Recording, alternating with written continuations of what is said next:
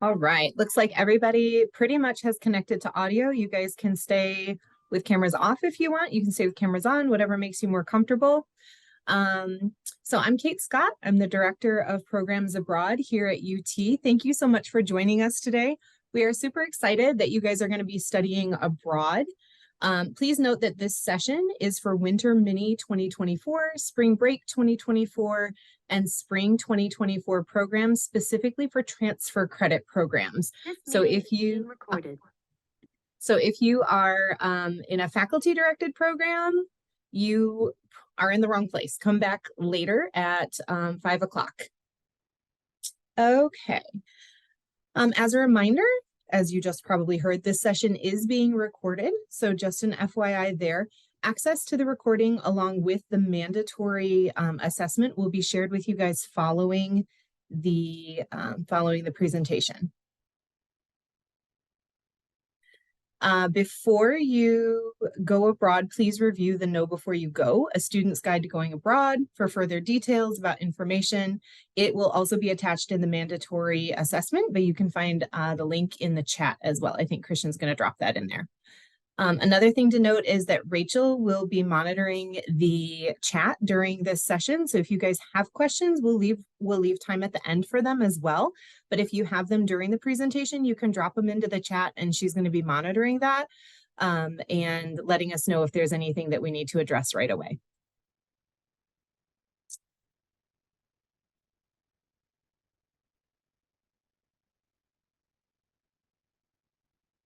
Okay. Hold on just a second.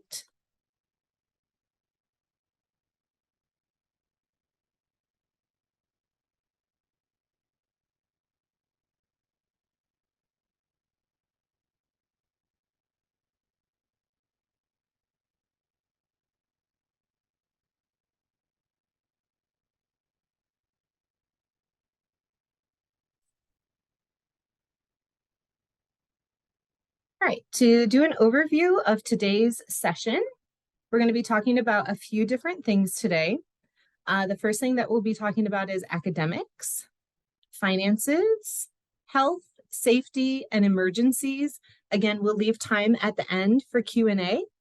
And then you can go ahead and do that mandatory assessment, which will be sent to you after the presentation.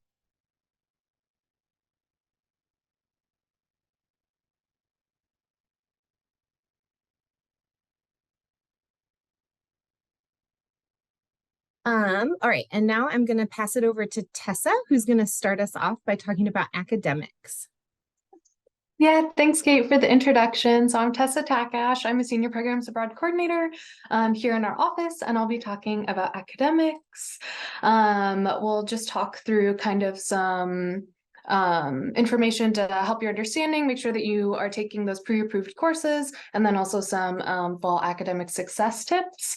As we like to say, remember that studying comes first and studying abroad. So you're definitely going to get the opportunity to take courses that you might not take here on campus at UT. So that's an exciting opportunity to learn more about the education system and the country that you're going to, but also remembering that you are a student first while you're abroad. So types of programs, you all should be on a transfer credit program. So that might be an exchange like our students at Krakow, a direct enroll for our Lorenzo de Medici students or affiliate students. So if that sounds like it's you, you're in the right place. If it's not, come back to the session later today at 5 p.m. I think next we're gonna have you all drop in the chat what type of program you're going on or which program you're going on and which country. So I know somebody earlier was just asking about who's going to Barcelona. So hopefully you all can find each other that way. But yeah, just go ahead and drop that in the chat. Ooh, yep. Lots of Italy. I saw France, Krakow, Australia, Singapore. Cool. Awesome. I hope you're all excited for your time in your respective country. Just talking through credits here. So When you go abroad, you're going to be taking transfer credit. So all the credits, since you're going on a pre-approved program, will transfer back to UT. Those courses that you're taking won't count towards your cumulative UT GPA, but do keep in mind that they will count towards your HOPE GPA. If that's you and you get that HOPE scholarship, it will affect that. And they also go towards your attempted hours. So courses are not pass-fail. And so even if they're not counting towards your cumulative GPA, they're going to show up on your official transcript and your academic history. So they'll show up as like TA, TB, TC, whatever that may be. And also keep in mind that your academic college or department might have requirements for a minimum grade that you need to get in any of the courses that you're taking. And so you'll just want to make sure that you're being diligent about your studies, that you understand the grading system in the country and the institution that you're going to make sure that you're passing that class so you can use it towards your degree requirements. So just some academic expectations here. So hopefully at this point, you guys already have a pretty good understanding of how those courses that you're taking are going to count towards your degree plan. You've already talked with your academic advisor. I hope you've all already submitted your request for transfer credit form and are doing okay there. We'll talk through kind of that process just a little bit to clarify any points. But if anything on this slide, like the request for transfer credit form, monitoring its progress, if any of this is like, whoa, I haven't done that yet, please come and see us. We want to help you. We are available for walk-in advising 11 to 5, and we're happy to help you with that form or help you decipher any of that information that you might need. But we'll go through kind of on the next slides here so it can give you a good idea, hopefully. So for those of you, hopefully all of you who have already submitted your request for transfer credit form, if you go into your portal here, it's called Dynamic Forms, but if you use that link, that tiny.utk/df link, you'll log in with the Duo push with your UTNet ID and password. And I took a screenshot here. This is what should show up for you. So if you click on that PDF icon, which is oh so small, but I circled it, you should be able to see your form and kind of where it is in the process. And on the next slide, we'll kind of talk you through what things you should be checking for on that form. But this is how you actually get to it. So for reading your form, of course, your forms might be at different places, but once you should all get an email at some point from forms.utk.edu that asks you to check your form. So when you get that email, these are the things that you should be checking for. So first, you're going to want to check which requirements are met by the course that you requested. So it's a little blurry, but I put an example there so you can see if that student decides to take that first English course, then that is going to be for the English major, right? So whatever your major is, whatever your minor is, you just want to double check that, make sure that it has the right credit type, and then that it is applicable to your degree plan. So very important thing to check. If for some reason a course isn't applicable to your degree plan, that should be assigned to you that you don't enroll in that course, and you need to make adjustments to your course schedule registration with your host institution or program provider. Second, once you've checked through your requirements, you're going to read your advisor's comments. So obviously, again, these will be different for all students, but for this student, for example, they only need one of the listed courses, and they actually recommend that they take course 2. So that's something that you'll want to be cognizant of, because, for example, if you've requested a couple courses to meet a requirement and you can only take one of them, you want to make sure that you're not enrolling in both, so then you don't have issues on the back end and you've just taken a duplicate course. So check through those.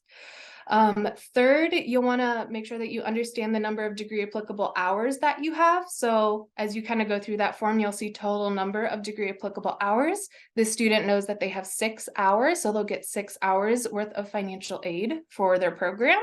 Of course, it will depend on you. If you're a semester student, hopefully you have 12, or if you already know that maybe you don't have 12, you have 9, you can confirm that. And then make sure to go in and complete your financial aid certification form. All of those instructions should be on the thing. A lot of students forget this though. You can't get financial aid until you've completed that certification form. And then last, if you go into dynamic forms, you go into that tiny.utk link and some of these things aren't showing for you, you can see where your form is by checking the signatures. So you can see on this example that I have, this form is still with the student's advisors, right? And like I said, it might be different for all of you. Sometimes it might be with financial aid or wherever it may be.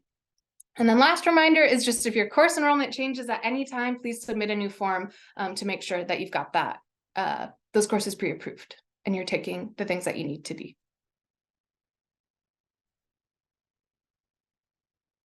Okay, and then just kind of reiterating. So again, if you haven't submitted that request for transfer credit form, make sure that you do that and that you're enrolling in the courses that have been indicated as being degree applicable. While you're abroad, do your best, pass those courses, get them for your degree.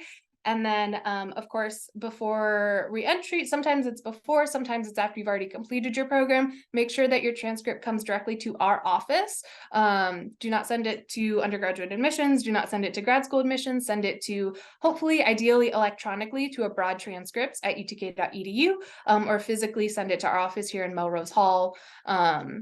Those instructions are all on that resource there that's highlighted blue. So you can find more info. You have it as a backup. You don't have to remember all this information. And then last, just some academic success tips here. So show up and show out. That means showing up for classes. That means engaging with your faculty, with your classmates, engaging in discussion, and completing your coursework as designated. Sometimes it might be different. You'll see that maybe exams count for more than they do here at UT. So make sure you read through that syllabus and you understand what's expected of you. That's related to navigating classes. So also understanding how your instructor is going to deliver content. They might use something similar to Canvas. They might not. They might use Google Classroom. So just make sure that you're getting comfortable with those. And then also communicate. So checking, your email regularly. If you get a student email there, making sure you keep checking your UT email regularly as well. You might have some things that show up that you need to do. And also if you foresee any challenges, your professors, your on-site staff are going to understand that this is a new environment for you, a new process. So communicate any challenges that you feel that you might have so you can be successful. And then, of course, study habits. So just maintaining the same study habits that you have here at UT, or maybe even creating new ones. So that could be finding a comfy place in your dorm or your apartment. Maybe you want to go try a new coffee shop and study there. All of those things. Make sure to do what makes sense for you. And then there's also a resource there where you can access these tips or other tips from the student success team at UT. So that's what I have. So now I'll pass it over to Josh, who will go over finances. Hi, everybody. My name is Josh, and I am also a Programs Abroad coordinator in our office. Today, on this section, we're going to talk a little bit about three separate things: financial aid and scholarships, dates and deadlines that you might see coming up. Of course, that's going to vary for everybody, and then money management abroad. So let's get to it. So financial aid and scholarships, as most of you all should be aware at this point, you can use your UT financial aid to go abroad. That includes anything that you might be receiving from UT, like the volunteer or explore scholarships. If you're an in-state student, hopefully you'll be receiving something like the Hope Scholarship, maybe even TSAA. And then that also applies to federal aid as well. So student loans, Pell Grant, things like that. What we want to make sure is that you are eligible to receive your aid while you're going abroad. And that's where that request for transfer credit form is really important. So things that we look at whenever we're trying to determine if you can use your aid while you're abroad, are your courses recognized by UT? If you're participating on one of our pre-approved programs, which most of you are, or all of you should be, you should be A-OK. Are they eligible to transfer back and count towards your degree program? So these are those four letters that everyone loves to hear, CPOS. That just means, do they fit somewhere on your DARS to count towards your major, minor, or other degree requirements? This is really important when it comes to federal and state aid. To make sure that you can receive it, you have to be enrolled in at least 12 degree applicable hours. And you'll see that reflected on your request for transfer credit form. That's something that your advisor will mark and financial aid reads that, so that way we can use your hours. And then lastly, like I said, you have to be registered through our office and submit your request for transfer credit form. So the sooner you can do it, if you haven't already done it, get to it as soon as you can. It can take some time to go through and make sure that financial aid can process all of your aid.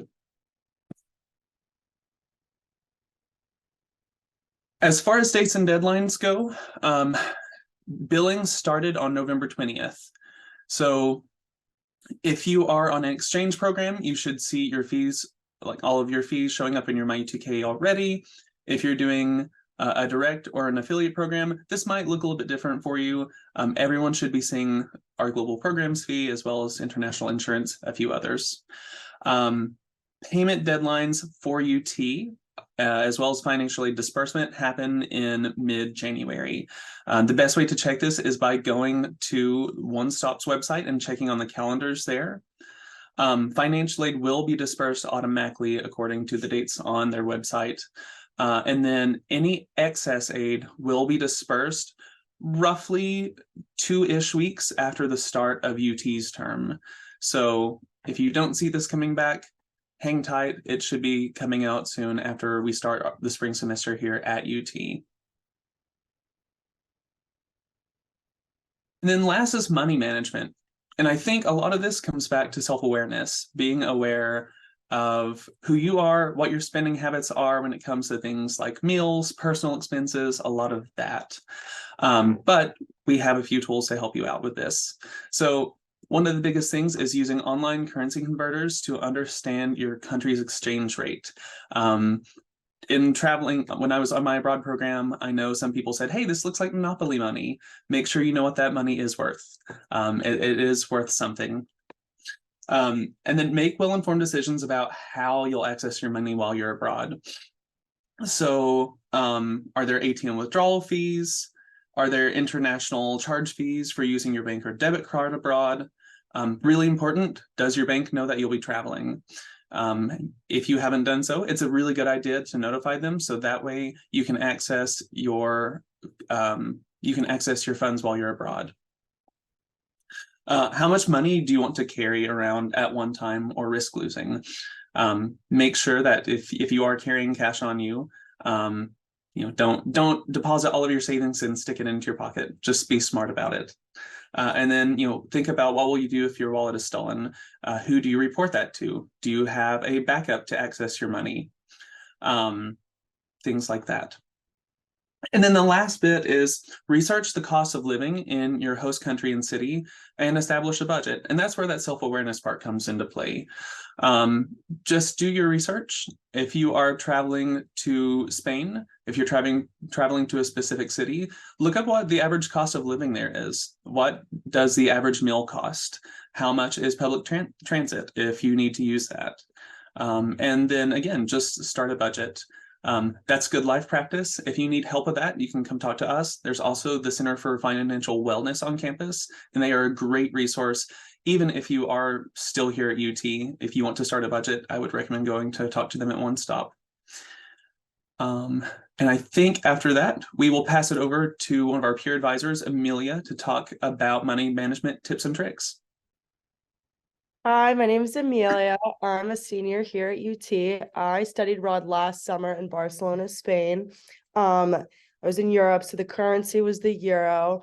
A big thing I did to prepare myself was kind of just lay out like what was I gonna do when I was there. Obviously, I was gonna travel. Obviously, I was gonna go out to eat and spend money on stuff like that. So really managing like, okay, what can I go out to eat today, or can I go visit another country this weekend? Just having that in mind was a really big thing for me.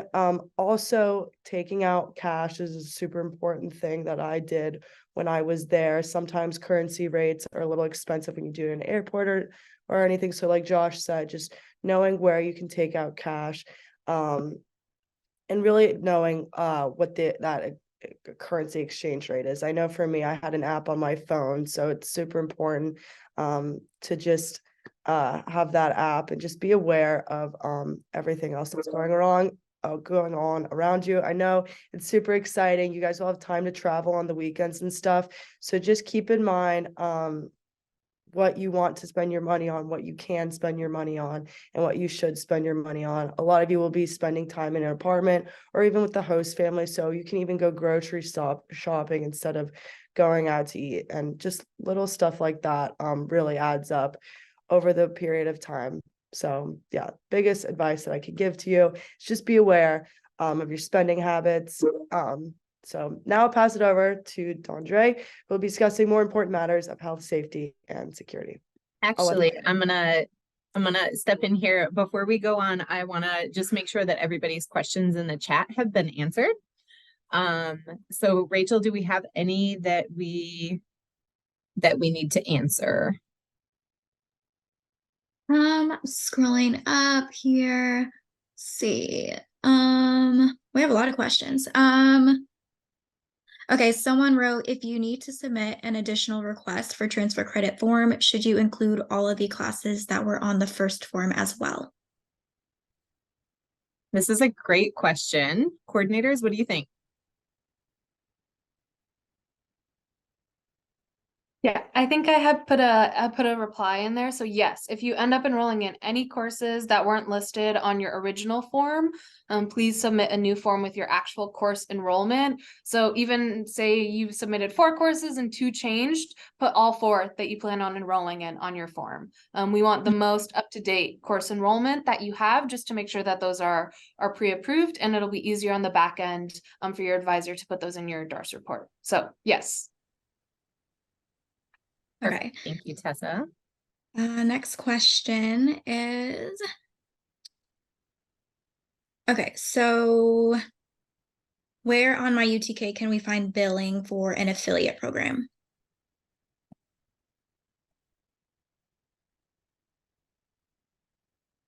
I can answer that. You will generally be billed by your respective affiliate. So you will need to talk to them as far as how you make those payments and what arrangements are made. What you will see in your MyUTK will be the global programs fee as well as international health insurance. Those are generally the only 2 things you'll be seeing coming from us if you're on an affiliate program. Thank you, Josh. I'm gonna reply to that. Someone wrote, okay, Christian answered about scholarships being applied for winter mini terms. Oh, wait, no, Christian copied and pasted that. So question is, can any scholarships be applied over the winter mini term study abroad trips? I can also answer that. Winter mini financial aid gets a little tricky. In some instances, you'll see winter specific scholarships, but when it comes to financial aid, I would recommend you talk with One Stop about that. A lot of times it's used in conjunction with your spring aid. If you check the chat, I've also linked a link to the One Stop website. So I would just advise to check that out and also go talk to a One Stop counselor. Thank you. Okay, what about if a student already submitted the form but didn't know that their scholarship could count? Should they resubmit the form?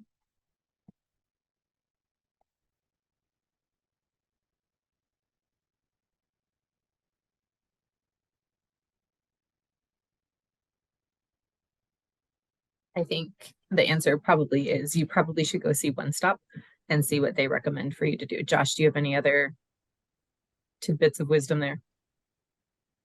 I would say when you're always in doubt, also come talk to us in the Balls Abroad Lounge. We are open between 11 and 5. If you have questions like this, I would say between us and One Stop, we can help get your question answered. I think a lot of it just it depends on a case-by-case basis. So let us help you take a look at that. Thank you. Okay, going down here, we're getting done. Okay, someone wrote, do you recommend adding travel insurance to your flight?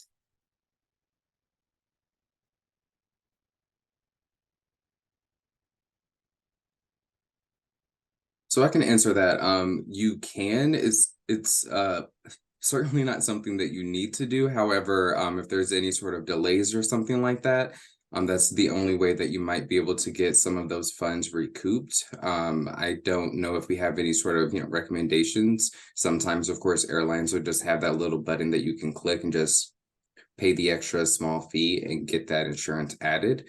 I think there was another question about insurance as well that asked if you already have global health insurance or health insurance, then do you have to purchase this policy? All students who participate in a program through the Programs Abroad office, whether that's an affiliate or what have you, do have to pay for the insurance policy. So that is required.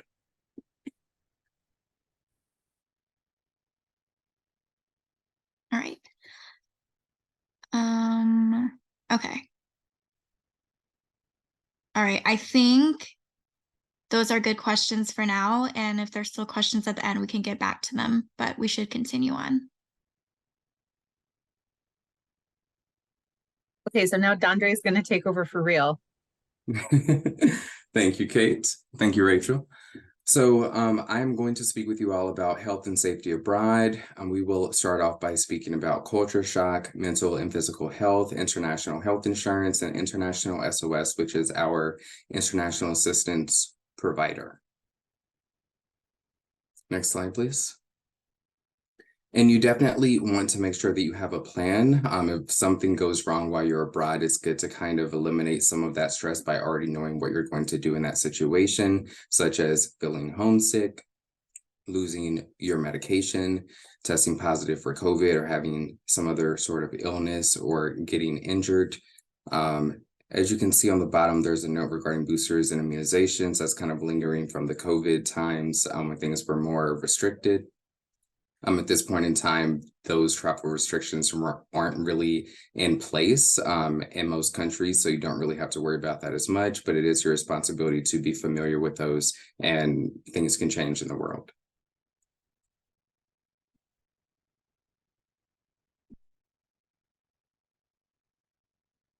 Thank you. And also regarding mental health, of course, this is something that, we as a nation really are starting to think more so about, and the social stigma isn't what it used to be. It's a good idea for you to think critically about your mental health, both currently and also how you might encounter challenges while you're abroad. So what are you going to bring with you on your program? If you have medication, for example, that you currently use in the US, and I'll speak more so about this later, then you definitely want to think about how you're going to take that abroad. Can you get more medication? Is it legal in your host country? Additionally, what are your coping strategies? There is a list of coping strategies on the following slide that we will go through. You also want to consider your cultural and identity differences. For example, I studied in Morocco, and a very good friend of mine studied there as well. And she had the experience of, being a woman in Morocco, and I was a man in Morocco. And there's very distinct differences within those cultural contexts. And again, have a plan. Next slide, please.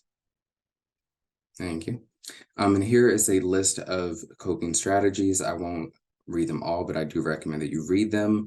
Some that I would highlight are limiting social media exposure.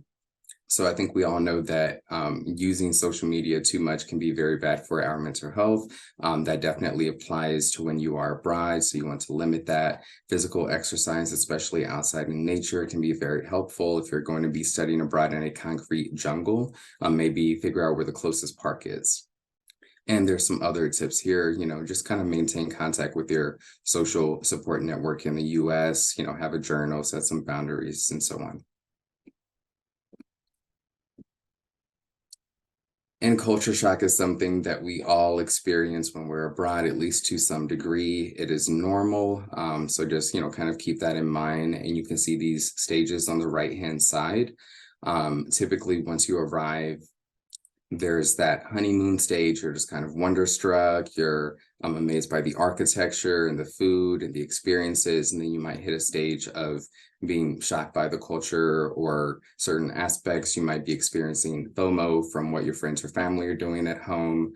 And then you kind of have that that trajectory upwards, that you start to enjoy the program again, you're happy with where you are, and just kind of know that culture shock can manifest itself both physically and emotionally. There can be fatigue, overeating, undereating, closing yourself off, extending yourself too much. So just keep in mind that if you do need any sort of mental health support, the insurance policy does cover that.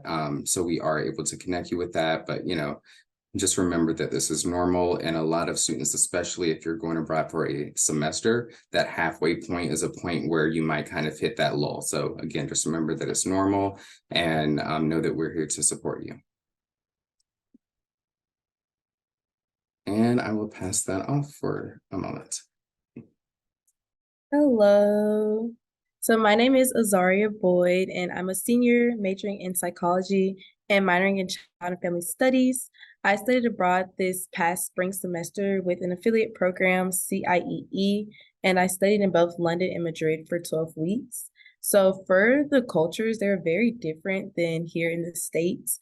For London, I was most shocked by like the British social life and the rules, so such as the language and the slang, queuing in lines all the time, saying sorry a lot, even if you didn't do anything, and then not tipping in restaurants, which is something that's very common and kind of a norm here in the States. I was also shocked by the transportation because that was new for me. So trying to navigate the tube and learning my way around that. City Mapper will be your best friend. So it's such a great app. And then driving on the wrong and opposite side of the road, I almost got hit by a car almost every day. So just paying attention to that was important. And then for Madrid, I was most shocked by the meal times. So the meal times in Spain is very different than here in the States. So in the morning, you would have a very light, early breakfast. So I would probably eat like a muffin or something. And then after classes, I would have a lunch, and that would be like after 12, normally between like 2 and 4 p.m. So it would be like a big lunch. And then I would have dinner like after 8 p.m. So it was very different trying to adjust to that and get on a schedule with my meal times. And then another cultural shock for Spain and Madrid was the language barrier.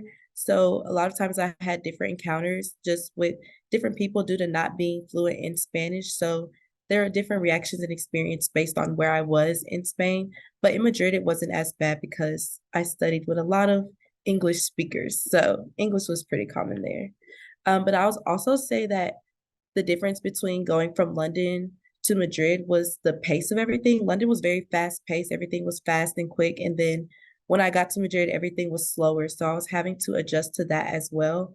But it's something, again, you can adjust to as time goes on. So I would say it was helpful that my program provided me with a lot of resources beforehand so I could be aware of some of these culture shocks. And then they also provided me with resources throughout my duration there. So I was able to adjust to them. And then kind of going along with getting homesick and not being able to properly adjust to where you are, your location, and studying abroad, I would say it is common. Some people experience it at different times. I would say I've experienced it like halfway through. So kind of like you were saying, Dondre, after a while, like I was starting to feel everything with that. For me, I got really homesick around Easter because I was so used to spending that with my family. So I was missing my family a lot, missing out on that time with them. So that's when I was really feeling it.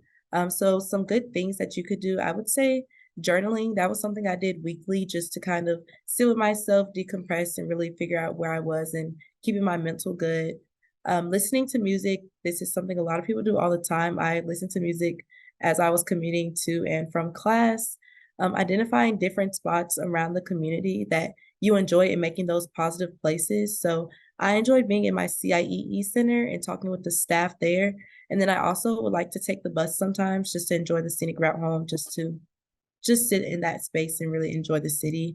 And then another thing you can do, something like Amelia was saying, how you want to travel and explore, just explore the city on your own without any expectations, because a lot of times some of the best things come out of being spontaneous. So just exploring without any expectations and really taking the time to be present. And then putting yourself out there and meeting new people, trying to make new friends, because this is a different experience and you won't know anyone unless you're traveling with people you know. So wanting to make as many connections as possible, and then reaching out to support systems when you need them. So whether this is family and friends back home, the offices within your programs, or even UT in our programs abroad office, there's always someone there to help you. So I'll pass it back to you guys. Thank you so much. And also, like, speaking further regarding mental and physical health, think about that, the preparation for your physical health. What are the rules and requirements regarding current medications? So again, that's kind of speaking about the legality of any medications that you currently have here. Some medications, for example, a lot of ADHD medication is not legal in, say, Japan and South Korea. So you might have to look into an alternative. We can reach out to International SOS and ask them to assist you with identifying like an alternative medication that can kind of still help you out with your medical condition or needs.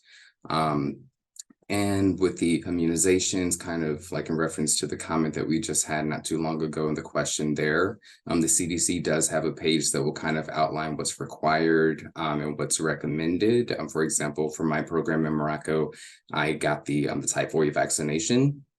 It was not required, but it was recommended. And I think typically that's a vaccination that's recommended for travel to more rural locations and also locations where the water infrastructure maybe isn't as adequate as it could be. And proof of health records and vaccines, you definitely want to make sure that you have up-to-date proof of health records in case you need to get any sort of medical care and the doctor asks you if you've had a certain vaccination or what your medical history is. I did just see a relevant question come through that I might just go ahead and answer. Yes, regarding the dental care.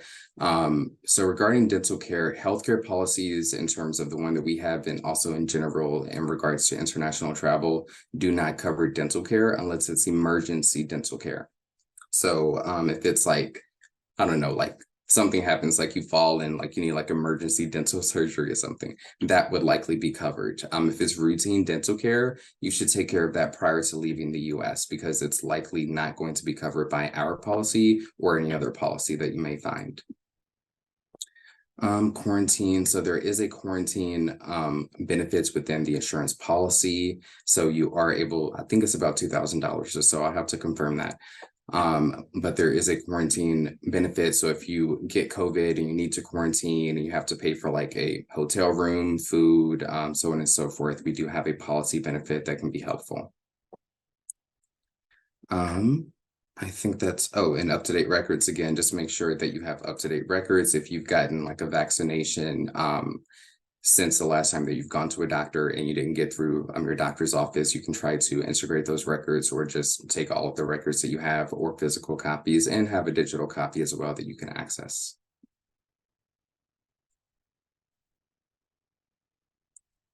Okay, here are some resources. So International SOS, I really want to emphasize that this is support in the moment. Say you need some mental health support and you want to find a counselor while you're abroad, then you can call International SOS and they can help you get connected with a vetted provider. The same thing goes if you're just having a more normal, illness, like, or sorry, that was bad wording. If you're having a illness or what have you, such as a stomach ache or some sort of injury, then you're able to call them and they can connect you with a vetted provider. And typically they're able to pay that bill prior to, without you having to pay for it. So you don't have to pay for it and then file a claim. Should something happen and you end up paying for care that is covered by the insurance policy, which we will provide shortly, then you can file a claim. It is advisable, of course, that you use International SOS so that they can connect you with a vetted provider that they've already looked at, that they already have a connection with, and to whom they can pay the bill so that you don't have to pay that. So that's just something that I really want to emphasize here. And we have spoken about the CDC in terms of recommendations for vaccinations and requirements and so on. You can find that for every country. They have a page that has some information there. I do recommend that you look at that, speak with your doctor if you have any sort of questions. And the U.S. Department of State is also a helpful resource. You can look at that travel advisory for the country that you're going to be going to. And I believe we just had Rachel drop a link in the chat to the International SOS app. And I do recommend that you download that because all the resources are going to be there.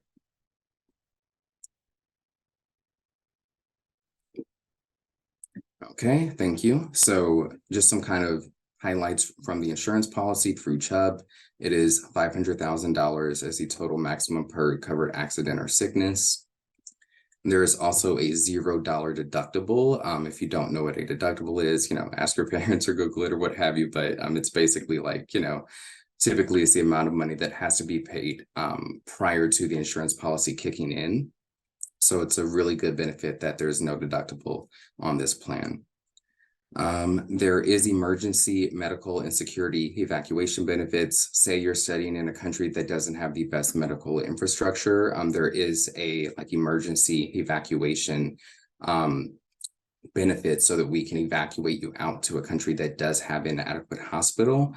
And then with the security evacuation benefits, think back to what happened in Hong Kong a few years ago, and mass protests were happening, and a lot of American institutions evacuated their students out of Hong Kong, and it was because of insurance policies like the ones that we have for you all, that actually covers that. If something like that does happen, you do need to wait and have the international assistance provider arrange that, because it's likely that they're not going to reimburse that. They're going to take care of the entire process. But of course, the chances of that happening are very low, and I hope that doesn't happen for anyone here. And a $2,000 benefit to help cover the COVID-19 quarantine related expenses abroad. That's just confirmation that it is $2,000. If you have any questions, then we can clarify that for you. Okay, here's just kind of a full scope of all of the different benefits to using International SOS, the information that they provide, what they can provide guidance on. So in the yellow or orange section, you can find information such as road rules, vehicle accidents, in terms of medical threats and risks over here on the blue side. And these would all be included and the reports that you can download. So if you use that International SOS link or you go into the app, please go ahead and scan that QR code while you're here. Then you're able to run a report on the country where you're studying. And typically for those larger cities, you can also choose Barcelona or London or what have you, and get information that's very specific to that city regarding, which side of the road that you're going to be driving on if you have a car, what is the transportation norms, what are the local health risks, and additional information. And as you can see on this ring on the outside here, they do have phone numbers for their main office in Philadelphia, but they also have offices around the world in several locations. If you call any of these, they're going to direct you to the person who can help you best, but that's just some helpful information to have.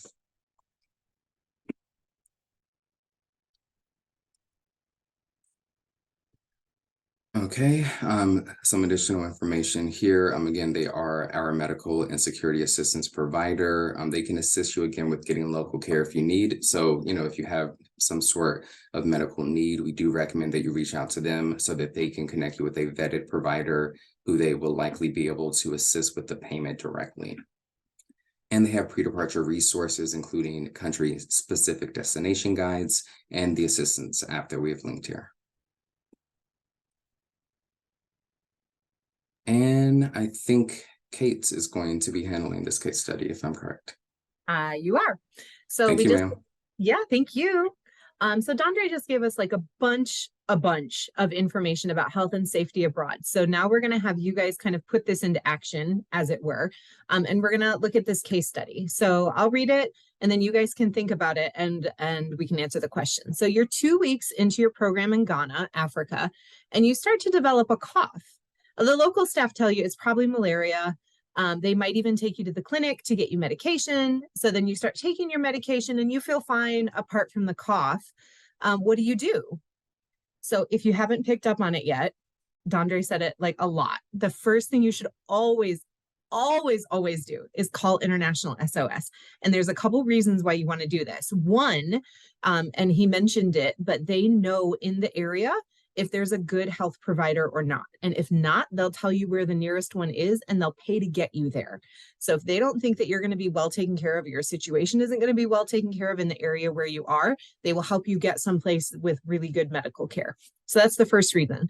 The second reason, I don't know if you were paying attention or not, but the other thing that Dondre said is if you call International SOS first, a lot of times you don't have to pay any money to the medical provider.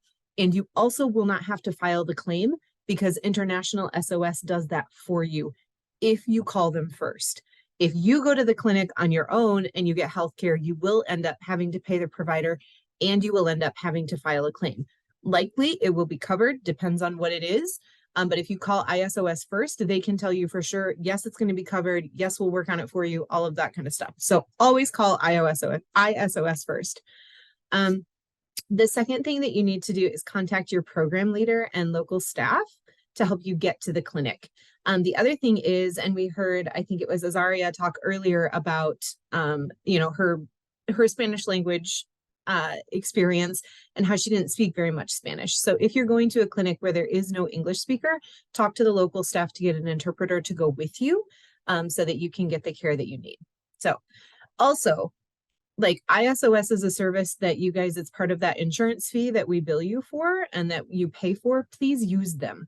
Like use them as much as you want. Use them to ask about the traffic rules. Use them to ask about your lost passport. Use them to ask about any kind of thing. We want you to use them. So, okay, let's go to the next one. So this one, I'm going to read the case study first, but then before we put kind of the answers on the board, I'll give you a few seconds to think about it. So you wake up one morning and you discover that your roommate hasn't returned home from the night before. You gather your friends and then you decide to call him. He doesn't answer, you don't hear anything from him, and then it's time to go and you decide to all head to the first activity of the day together.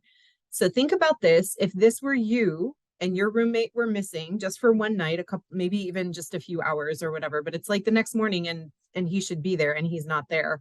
And this is what you do. What do you think are the things in this scenario that maybe were like, good job, thumbs up? And what other things are like, maybe they should have done something else? You can drop your ideas in the chat if you'd like.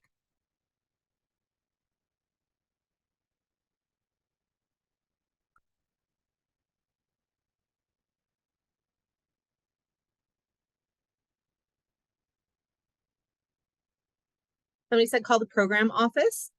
Okay. Any other ideas? What else would you do? Your roommate's missing. The police, yeah, if you expect that there's danger, sure, you could call the police, use the local 911 number. You could call International SOS if you wanted to. Say, dude, my roommate's missing. What do I do? They would probably have something to share with you.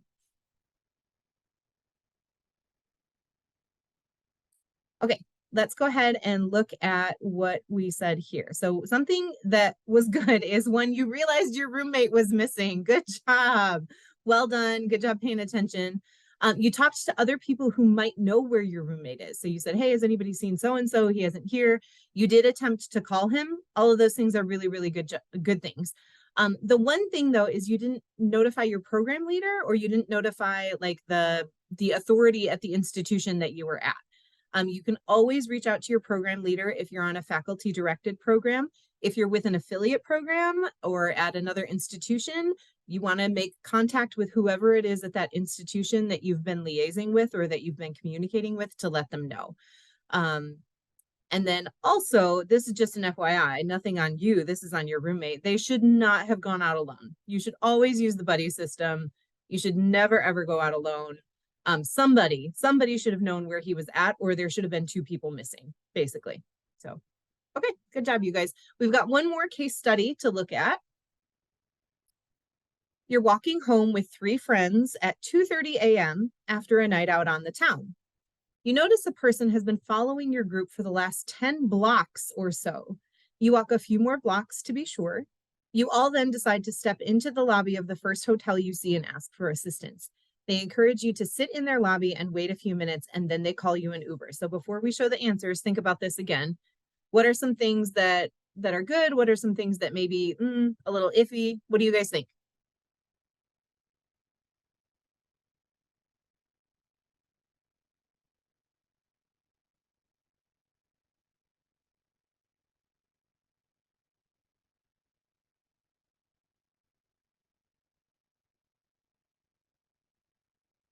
Yeah, good that you noticed somebody following you, right? Like you were at least aware enough, and especially at 2:30 a.m. walking home in a group when you're chatting and all of that kind of stuff, that you were at least aware to know that somebody was following you. Sure. Yeah, call International SOS.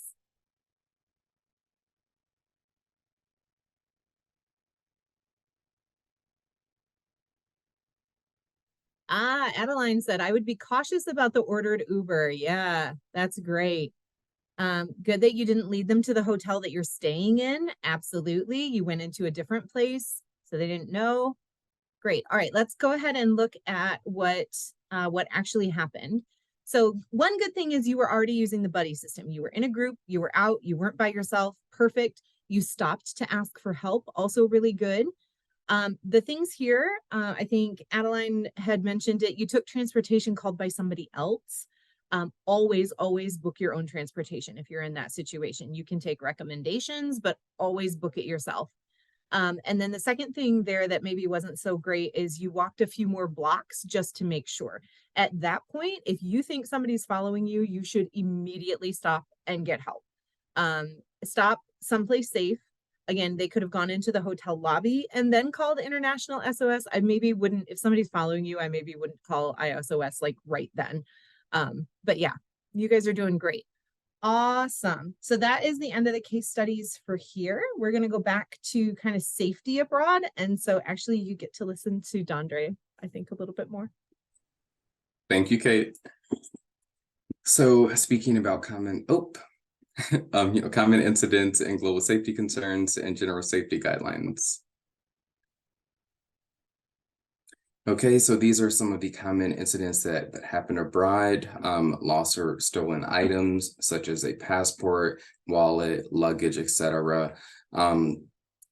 If you do lose anything important, first off, it is good to file a police report. If you do have any sort of travel insurance that you buy on your own, they're likely not going to reimburse you for anything that you don't have a police report showing that was actually stolen. So that's just, one thing that I would recommend there. And if you do get your passport stolen or lost again, it's best to just avoid that entirely if you can. But if it does happen, you can go to the embassy or American consulate abroad and apply for an emergency passport. So there is a way to resolve that situation. But of course, the best thing to do is just to not lose your passport. Then in regards to alcohol-related incidents, unfortunately, a lot of injuries and so on that do happen to students who study abroad are alcohol related. So please watch how much you're drinking if you are. And please don't break the law. Please make sure that you're being mindful of the fact that you are a representative of the University of Tennessee and student conduct is still in effect. And in terms of interpersonal conflicts, of course, in terms of issues with folks who you may be living with or classmates, that can happen to you in the US. It can also happen abroad. I do recommend that you reach out directly to the on-site staff to kind of help address those situations and know that we can also support you. And some general safety concerns. So natural disasters, they do occur from time to time in regards to wildfires, other types of natural disasters. Again, we can provide support in that situation. Terrorism can happen anywhere in the world, as can street crime. So I do recommend that, especially in very touristy areas, that you're being mindful of your surroundings and your belongings. And, if you've ever lived in a big city and you've been in a metro system or what have you, like a subway, there's likely been sort of a call out of, keep an eye out for bags and watch your surroundings. If you see something, say something. It's a good idea to keep that in mind. And political or civil unrest, of course, this could happen anywhere in the world in regards to what's going on politically or societally, from Europe to Latin America to Asia to every region in the world. So if you do see a protest, don't attend it. Any protest that starts out safe and peaceful may not end that way. And just because you're there kind of observing doesn't mean that you're going to be seen as a non-active participant. So again, please just avoid rallies and protests. And I should also note that the Department of State has a worldwide caution alert. This, I think, was put in place not too long after October 7th. So it just basically notes that due to the ongoing political tensions, there is a elevated risk of Americans being targeted abroad. This is not the first time that the Department of State has issued such an alert, and it's not the last time. I would just recommend, again, that especially in very touristy areas, that you're being mindful of your surroundings, that you're keeping yourself safe and keeping your buddy safe as well.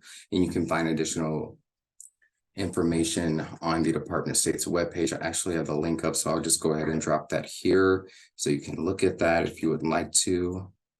So I have to change this to everyone and send. So you do have that link there if you would like additional information. Again, this is a worldwide caution alert. It's not specific to any country, and you can find more specific information on the travel advisory for the country in which you're going to study. And finally, crowd safety. Just over a year ago, we saw what happened in Seoul at the Halloween event. So, and also there's been events at, religious pilgrimages and concerts and so on. So just be mindful if you're in like a very crowded area that where the nearest exit is, that you are hydrated, that you're staying upright, and that you're keeping yourself safe. And you can find additional information online. Sorry, I saw some messages in the chat. I wasn't sure if I needed to address anything. Okay. So regarding communication, please have a charged and accessible cell phone in cases of emergencies. If something happens, we're going to reach out to you and likely the on-site staff as well. And if your cell phone is not charged, then we can't reach you.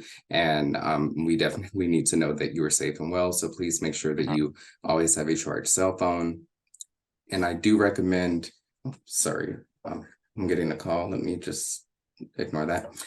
And I do recommend that you carry a portable cell phone charger so that you're able to stay charged, especially while you're traveling and going through airports and so on. You don't know if there's going to be, outlets at every airport and, at the train station. So please just be mindful of that. And report any issues or concerns to the program leaders and in-country program contacts. They're going to be best positioned to support you for things that are happening on the ground, though of course we are also here to support you. We have spoken about the buddy system, and please of course avoid potentially dangerous situations. If you wouldn't do it in the US, don't do it abroad, but also have some additional caution that you use abroad. And pay attention to your gut and your intuition. If something feels off, please just actually listen to your gut and use some additional common sense.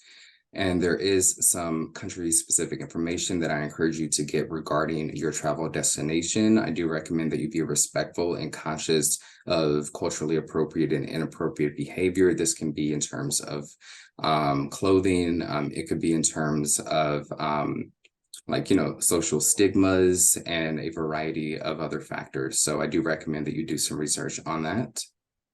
And know the address of the nearest hospital and U.S. Embassy. It's not a bad idea to have the phone number saved as well. That's something that I did for my time in Morocco, though fortunately I did not need it.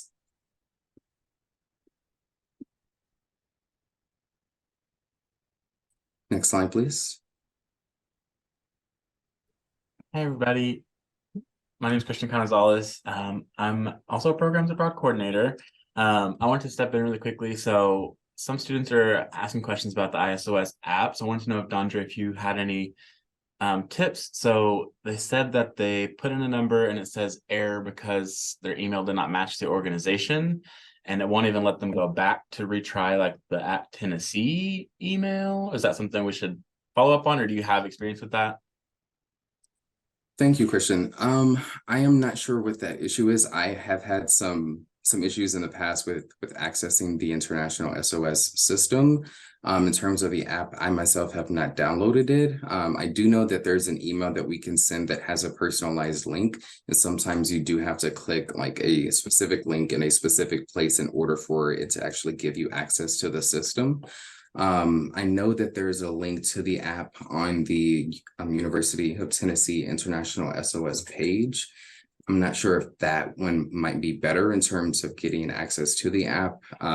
If you do continue to have any issues, just know that we'll follow up on this. We'll reach out to our representative with ISOS and ask for like a personalized link. And I'm gonna go ahead and take note of that now so that I don't forget. Perfect. And then also, I would recommend if you are having issues, go ahead and just shoot us an email at the Vols Abroad account. I'll put that in the chat so that we guys know for sure to follow up with us.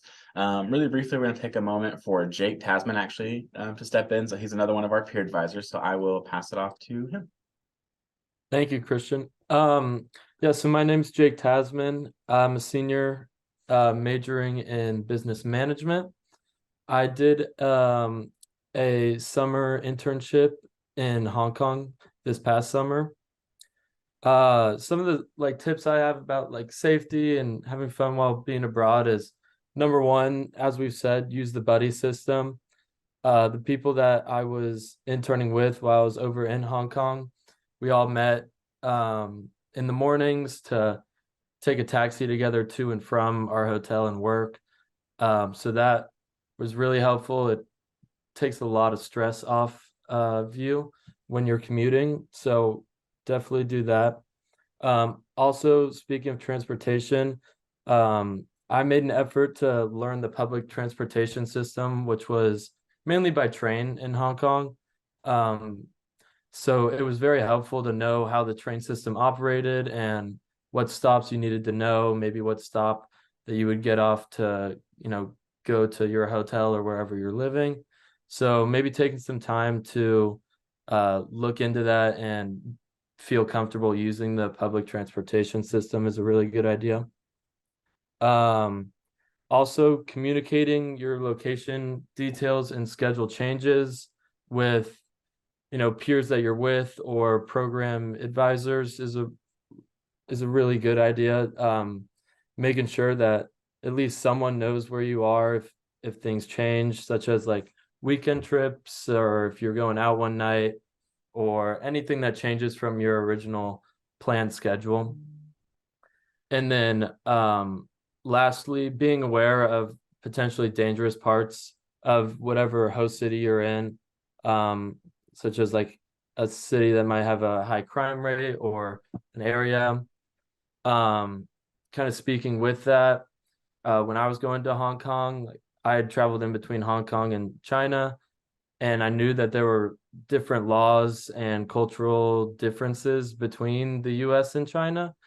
So I did some research before I left for my trip to be aware of maybe what laws are in the host country that are illegal, that in the US you wouldn't even think about being illegal.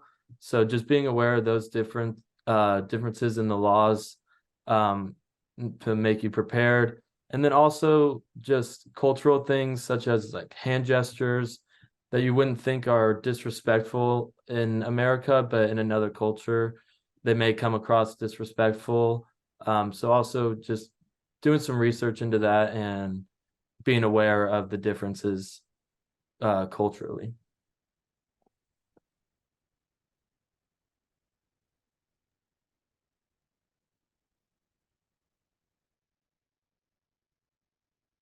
Okay, thanks. We're going to pass it over to Dondre again. Thank you both. Okay, so we are going to speak about emergencies abroad in terms of what is an emergency, what isn't an emergency, and what the protocol is and who to contact in that situation. So here are some examples of what an emergency is: an accident that threatens your life or the life of another, a life-threatening illness that presents extreme or concerning symptoms, an attack or a sexual assault. And specifically about sexual assault, the Title IX is still active and in effect for study abroad.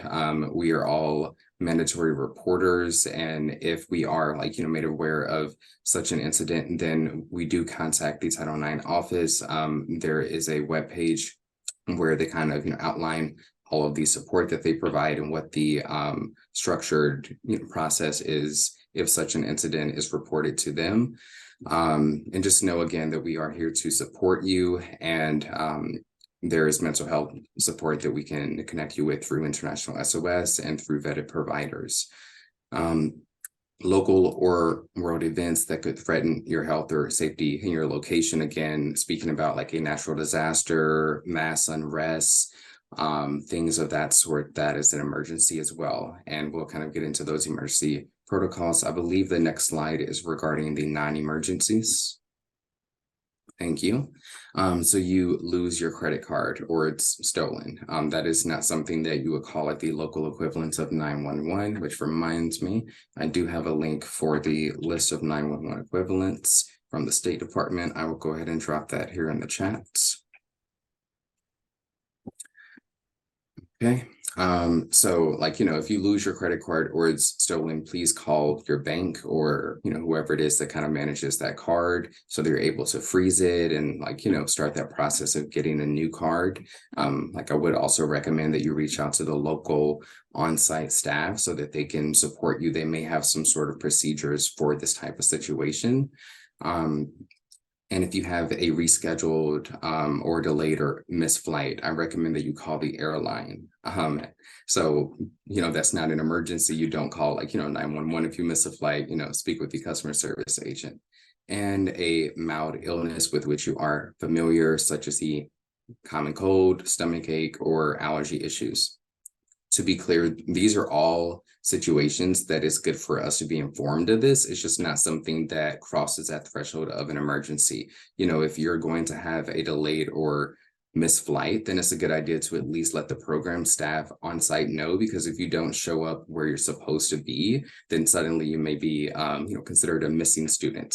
So you definitely want to let us know if you're supposed to be in a certain location and you don't arrive on site for your program, so that folks are not worried. And it's a good idea to inform us as well. And like a mild illness, of course, we can help you with seeking care. Please call International SOS and they can help you find care. And an action plan. So if it is an emergency, such as one of those incidents that was listed on one of the previous slides, one of the first steps is to call the local 911 equivalent, which I just dropped the link for not too long ago. The next step would be to communicate with the program leader or in-country program contact, whether that's at the affiliates or the host university or what have you. And calling International SOS if it's a situation that they can provide you support with, that we've already outlined in terms of, natural disasters, political events, medical situations, mental health needs, and so on.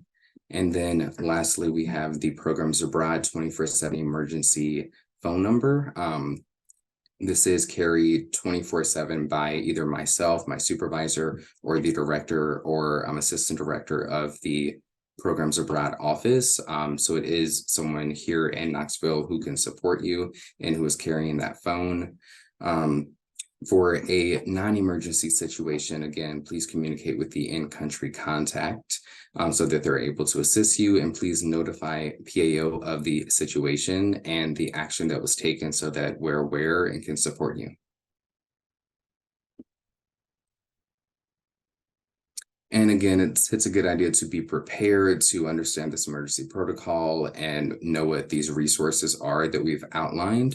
I do recommend that you enroll in the State Department's STEP program. So say there's mass unrest, or there's, some sort of natural disaster, then if you enroll in STEP, then the State Department knows that you're there. They know what dates you're going to be there. They know the address if you provide them with the address. So it really helps, the U.S. federal government to know that they have you as a citizen in that location so that they can support you. Just kind of going through here, we have kind of outlined these other things, but these are the like emergency contact information for folks in the US, and also, based on your program location, that I do recommend that you save in case there is an emergency. And please make hard and digital copies that you bring with you for your passport. And if you have a visa, your visa as well. With your passport, I personally would recommend that you take like a photo, not just of that full page that includes like your photo and like, your name and the barcode at the bottom. It's also a good idea to have a photo of that entry stamp so that if there's any question of how long you've been in the country, then you have that with the photocopy.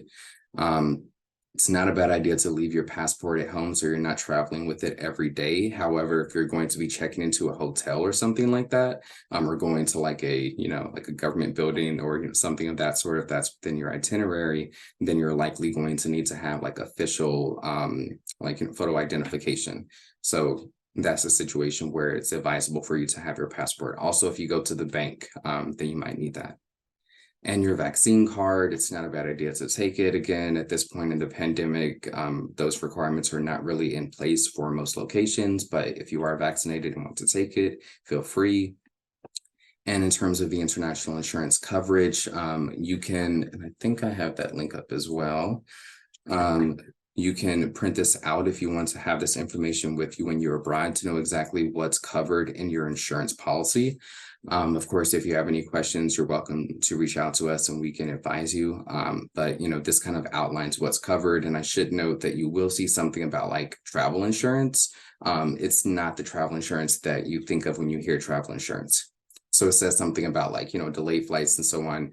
Like say that you have like a medical incident that happens, you have to get care and then you have to reschedule your flight. In that situation, the insurance policy might actually kick in and help out with that. But that's a very specific situation.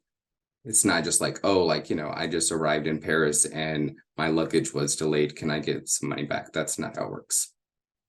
And of course, please share copies of these important documents with your family and your guardians and emergency contacts so that they can support you as well. Will we be charged for an international call if we call the Vols Abroad office from abroad, like in Paris? You can reach out to your cell phone service provider, but the answer is likely yes.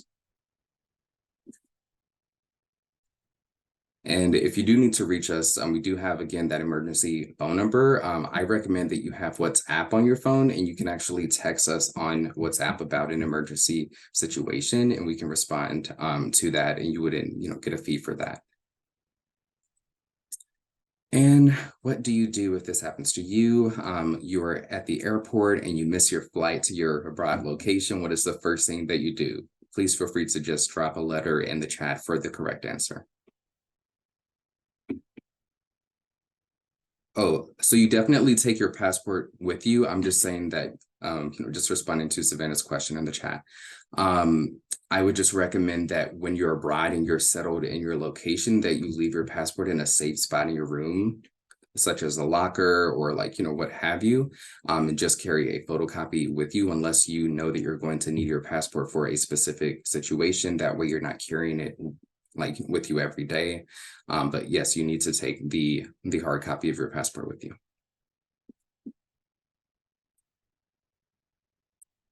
Don't be shy. Please drop the correct answer into the chat, if you will.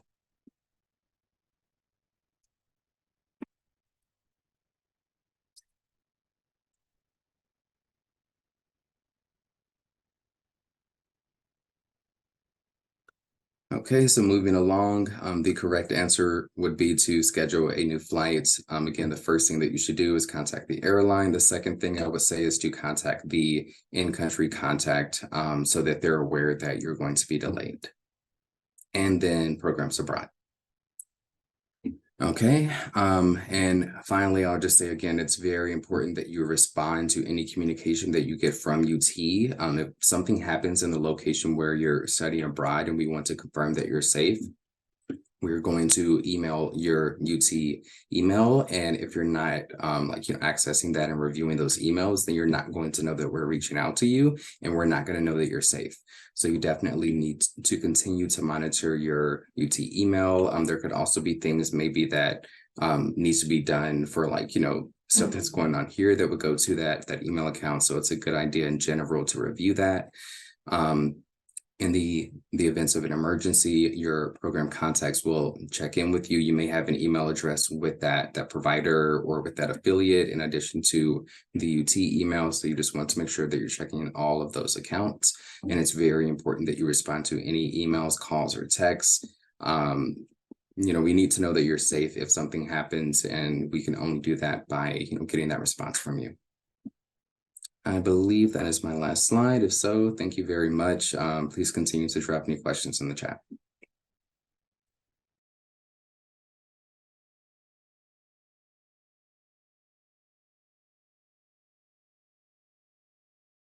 Okay, everybody. Hi, it's me again. I just want to run through some packing considerations for all of you guys. So first off, I want to think about weather and climate. So obviously, if I'm going to Ghana, then I'm definitely going to need a different wardrobe than I am if I'm going to Scotland. Want to make sure that I'm checking into, does this place have a lot of rainy weather, a lot of dry weather? Is it humid? All different considerations. So think about that when you're packing. Secondly, I want to think about if the clothing that I'm taking is culturally appropriate. So that's to say, think about what are the cultural norms of what's usually accepted in that area. The best advice that I have for you is blend in the best that you can while you're abroad. So you really don't want to do anything that's going to make you stand out too much. Obviously, I want you to maintain your identity and, keep all those things that make you you, but also do that while being safe. So take that into consideration. Also consider your program activities. So most of your program brochures and pretty much all of the, most of your program brochures will list out what activities you're partaking in. So again, if you are scuba diving 5 days out of a 7-day trip, then you need to make sure you're taking appropriate clothing for that. If you're going hiking, if you're going to any culturally or religious significant locations, you might need to dress a little more conservatively. So keep those in mind as well. I have a personal story about that. I tried to go to a church that I was studying abroad in Peru, and I decided to wear shorts and chacos that day, which was not the best idea, and I was not allowed into the church. So keep that in mind. Also, your personal medications, make sure that you are up to date on all of your medications. I also recommend having, I think Dante talked about earlier, make sure that all your medications are in the original bottles. Also ask your doctor for a printed prescription of each of those medications. And then obviously if you need to find like an alternate medication, then we can work with ISOS and your provider and navigate that space. And then your luggage and belongings. So again, keep in mind if your program's fast paced, if you're moving between locations, if you're in Europe where they're known for like cobblestone, then like 5 suitcases probably isn't the best option. But if you're going to somewhere, if you're going to Costa Rica for a quick week program, then you may be fine getting by with like a small luggage and a backpack. So again, keep those things in mind. Use the CDC and the TSA websites that are listed at the bottom for packing recommendations. So yeah, and then I want to pass it off now to Annalise Bryant, our assistant director, to talk about some behavioral expectations. Hey everybody, I'm Annalise. I get the most fun topic to talk about, the one that everybody wants to hear about, right? But one thing we do ask of all of you is that you remember that no matter where you are an ambassador of the University of Tennessee. And when you are abroad, you are an ambassador of the United States of America, and everything that you say and everything that you do and your actions and your behavior. Something to think about and to take to heart is that you are not a citizen of the country where you will be. And that is something that I think that we all sort of, as if you are a citizen of the US and you are, here, that's something to we take for granted often, right? But most of you here are not going to be a citizen of the country where you're residing. And so that's something to take to heart when you think about your behavior and what you say and do and how you treat others. At the same time, the other consequences, things to think about, right? If you violate the behavioral expectations that are included in your program application, and we'll talk in a minute about the code of conduct at the University of Tennessee, some of those consequences could be endangering your personal safety, the safety of those you're with, the safety of your roommate, etc. You could be subject to conduct sanctions at UT. You could be sent home from your program. We've done it. We've seen it. It's not great. And at the very worst, you could suffer some legal consequences, right? So this kind of goes back to knowing the laws and knowing the different aspects of culture in the area where you'll be studying and be, as you think about how you behave and act while you're abroad. So I mentioned this earlier, but as a UT student, you are still held to the UT Code of Conduct abroad, right? And so those are things that you need to think about in terms of how you act on program and what you do. All of that is outlined in your program application in the Vols Abroad portal, where you applied and filled out all of your documents. You can always ask us at any time if you have a question about any of those things or what applies, or how we can help if you have any specific questions or concerns there. But please do remember that you're held to those the same code of conduct of being a student here as you are when you're abroad.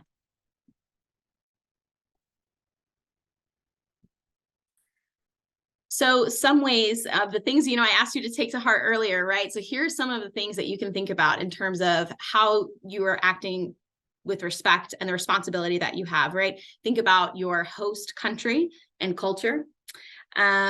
Your academic instructors and program leaders, especially if the way your classes are conducted or the classroom environment you find yourself in, if that feels different from what you're normally accustomed to here at UT or as you've grown up, wherever you grew up.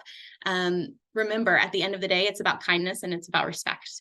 Same with your classmates, to people that you're living with. Right? Your roommate may live a different lifestyle or may have come from a different culture or background than you. And it's important for you to be mindful of that and think very responsibly about how you interact with people that you're living with and working with. And as well to yourself, right? Be kind to yourself. We've talked about a lot of resources here and we've thrown a ton of information at you, right? So if you're like, oh my gosh, there's the number, there's International SOS, there are all these people here talking at me. At the end of the day, right? Just know that there are resources here to support you. Know that you've got that emergency number. Know that you have International SOS, and the design here is to help you and to help you be kind to yourself. Annalise. So we are closing up. We're just in the final stretch. I wanted to remind you all before you depart to connect with us on social media. So here is our Instagram and Facebook handles: UTK Programs Abroad at UTK Global. So PAO stands for Programs Abroad Office. CGE is the Center for Global Engagement, which is the bigger office that we sit within. While you're abroad, make sure to tag us. So tag us at UTK Programs Abroad, use the hashtag Vols Abroad. Also, if you're interested in doing a takeover, we love to hear and have you guys engaged in those spaces. So please let us know if you're interested. Just send us an email or send us an Instagram message and we can get you plugged in that way. Upon re-entry, so we're actually in the process of relaunching our Study Abroad Returnees, Study Abroad Alumni Student Organization. And so that's a great opportunity for you to come back and get connected with like-minded students who have had similar experiences, for you all to talk about those experiences, unpack those, debrief those, but also turn around and share those experiences and stories with other students. And so invite you to connect with us in all those ways. Next, we've got Kate Henry here, one of our peer advisors. So she's going to help. She's going to talk briefly about her experience and time abroad. And then if you guys have any final questions, if you want to know more about from a student perspective, Kate's a great resource for you. So please go ahead and post your questions if you want to know from a student perspective in the chat. One thing I did want to throw up here really quickly. So we did this at the beginning and we had some technical errors, but we had you all enter in what countries and places you're going to. So this is it. This is where you guys are going. You can see the larger the text is, the more students are going to that place. So it looks like Italy has quite a few people, Spain, France. But also I'm happy to see that some places like Krakow, Prague, Tanzania are getting some love too. So love to see it. But I'll give Kate the reins here for a moment. But yeah, if you guys have any student questions, feel free to drop those in the chat. And then Kate, if you'll just quickly run over your experience, what program you did, what you're going to be doing next semester, and just kind of give them an introduction to you. Yeah, thanks, Christian. I'm Kate. I'm a junior here. I study English with a minor in Spanish and another minor in cinema studies. I went to Alicante, Spain for the UTK Advanced Spanish Language program for about 6 weeks the summer before last.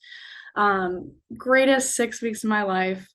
And then this upcoming semester, I'm going to St. Andrews, Scotland to do a semester there. and I'll be studying English literature there. So I'm super excited about that. I'm just kind of here to, oh, Christian has a question. What was the hardest part of study abroad? For me, it was definitely the culture shock. I've been like thinking about studying abroad since probably middle school. This was something that I've always wanted to do. But I didn't think that I was going to be affected by culture shock. But then as soon as I got there, and sort of like got into the routine of being away from my support back at home, it did kind of get very real for a second there. And for me, that was just kind of like making sure that I had some like time alone, like each day, to kind of decompress, and take in everything that I was learning, like inside and outside of the classroom.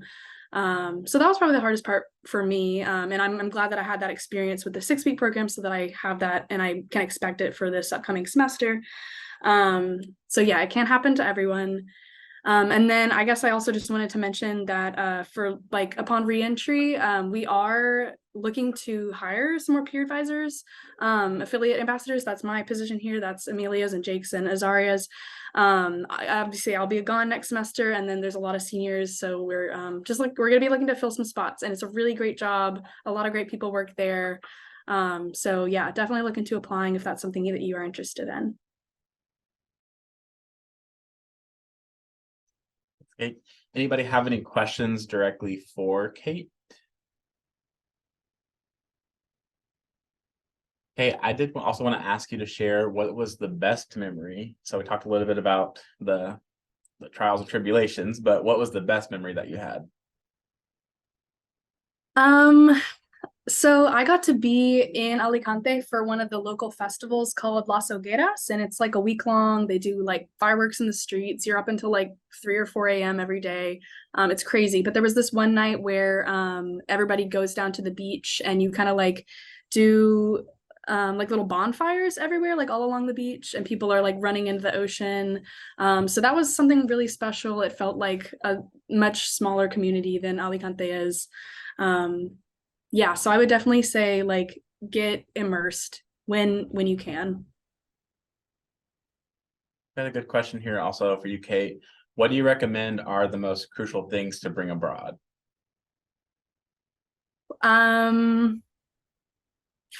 Everyone's different. For me, it was a journal. I wrote my journal every single day. I wanted to remember everything I could about it.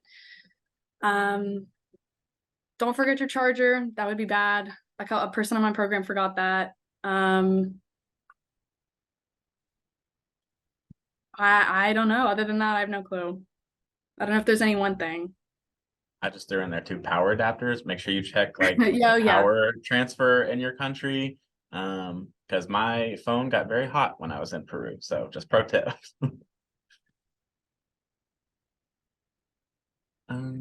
Jenna has another question, Kate. So where's one country you would recommend going to? She's actually going to be going to Spain. So yeah, I loved Spain. Definitely go to Spain. We are trying to push some of our less popular programs now. So like we have a bunch of programs to South America, but not a lot of people apply for them.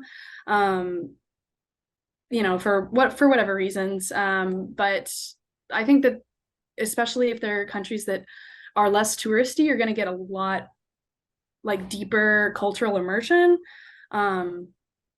which provides like a completely different experience than, if you're going to like just like a big city, for example. I don't know. Hey, what kind of bag did you bring for weekend trips if you did take any? So I was able to like condense everything into just my one suitcase and my backpack. So I just took my backpack whenever I left Alicante. That was it. We will do this one last question, and then we'll close up. For weekend travel, I will be in Paris. What is the best mode of transportation, flights or trains? I love trains. You get to see more of the country. It's slower, obviously, but it's also typically cheaper, especially if you're going to be in Europe. You can get like from one country to another for so cheap. so yeah, I mean, I guess you just gotta weigh if time is a pressing factor, or if you have the ability to take that time and go on the train and kind of, you know, immerse yourself in the local population, local culture. Yeah, Eurail is really great. Absolutely. Cool. Well, thank you, Kate.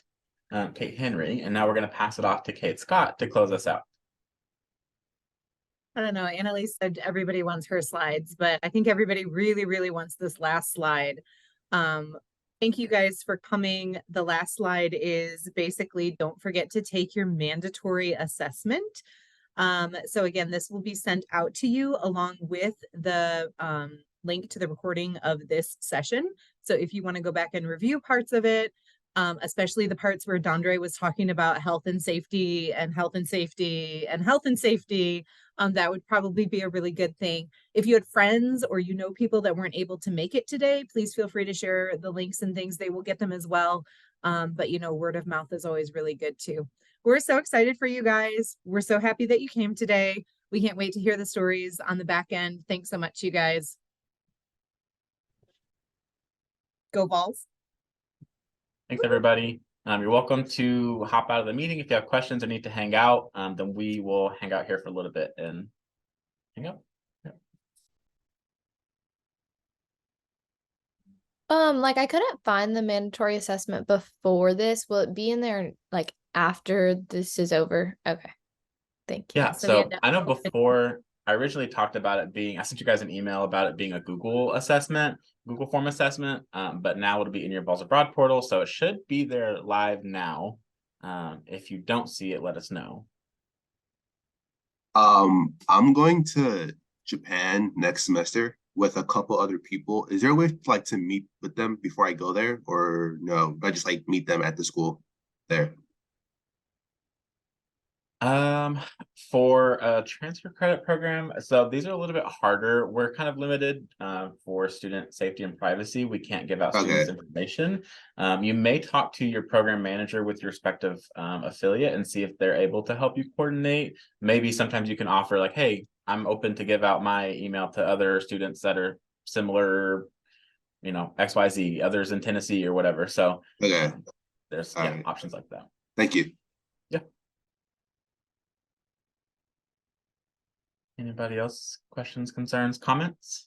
I do have a quick question.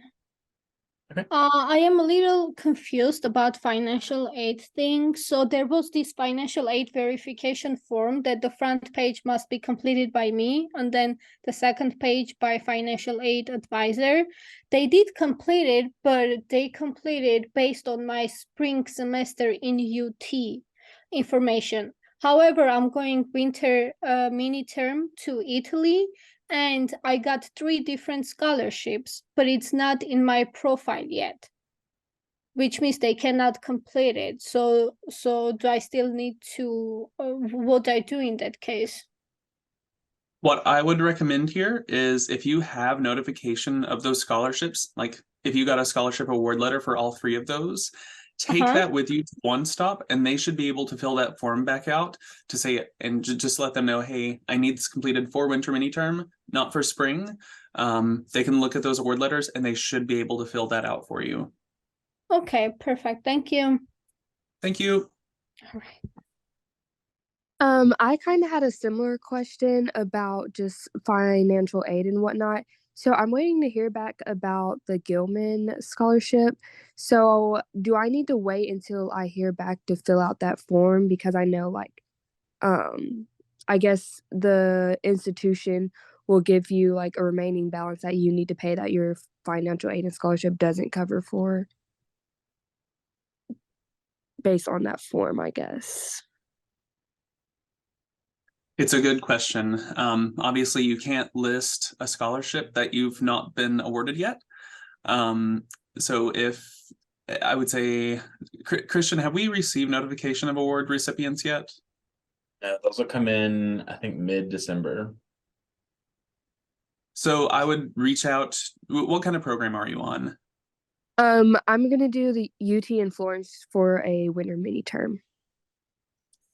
I would say reach out to Lorenzo de Medici to see if you have any leeway on those dates. And then you can wait until you hear back for your Gilman decision if they need it now. Obviously, like I said, you don't know about a scholarship that you may or may not have received yet. So do with that what you will. Okay, thank you. I just have one quick question. So I went on my Vols Abroad portal and I put all my flight information, but there's a chance I might stay after if my brother comes to Europe too. So would I just go back on the Vols Abroad portal and just edit that and be like, I'm coming back on this date? Or Yeah, like- so go ahead and submit whatever information you have. If that information ends up changing at a later time, totally fine. Just let us know. You can send us an email at that generic Vols Abroad email. And then that way we can update that for you. But yeah, just keep us in the loop. We just want to make sure we're aware of where you're at and when we can expect you back home. So